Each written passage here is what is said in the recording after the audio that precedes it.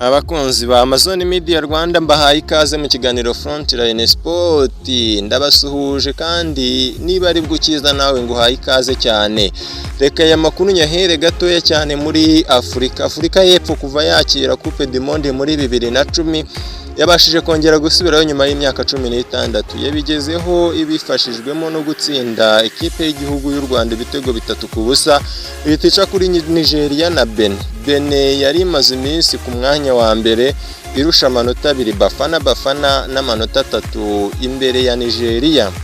Ubwo mvuze kuri Nigeria kandi rutayizamu w'umunya-Nigeria Victor Osimhen ukinira Galatasaray yatsinze wenyine ibitego 3 byose byahesheje Nigeria umwanya wa kabiri muri iri tsinda, abitsinda Benin mu mikino bayitsinzemo ibitego 4.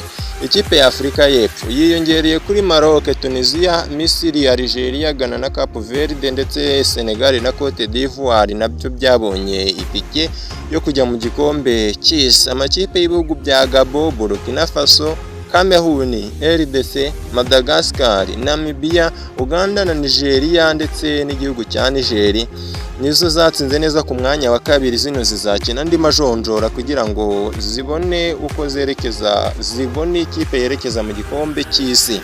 CR7 yakoze amateka mashya yo gutsinda ibitego byinshi mu mikino y'amajonjora y'igikombe cy'isi, gusa ibi ngibi byatumye ikipe ye ishobora kunganya gusa na Hongria ibitego 2-2. Portugal yananiwe kuresista iminota 3 ngo ijye mu gikombe cy'isi kuko umunya-Hongria Dominic Szoboszlai ukinira Liverpool mu kibuga hagati yitambitse igitego cya kabiri maze banganya ibitego 2-2. Ubwongereza bwo bwatsinze Latvia ibitego 5-0 bunaboneraho itike y'igikombe cy'isi. Inter Milan na Liverpool ubwo ngeze mu matransferi barimo guterana imitwe kuri myugariro wa Crystal Palace Mark Gehi, ariko Liverpool nihabwa amahirwe menshi yo kumwegukana. Chelsea na FC Barcelona zo ziryamye kuri rutayizamu Cardozo Varela wa Dinamo Zagreb w'imyaka 16. Brighton yo yakuriye inzira ku murima bifuza umunya-Cameroon yikinira Carlos Baleba bibabwira ko atagurishwa habe na gato. Ndabona amasaha ahuje imyambi, reka minira hari komba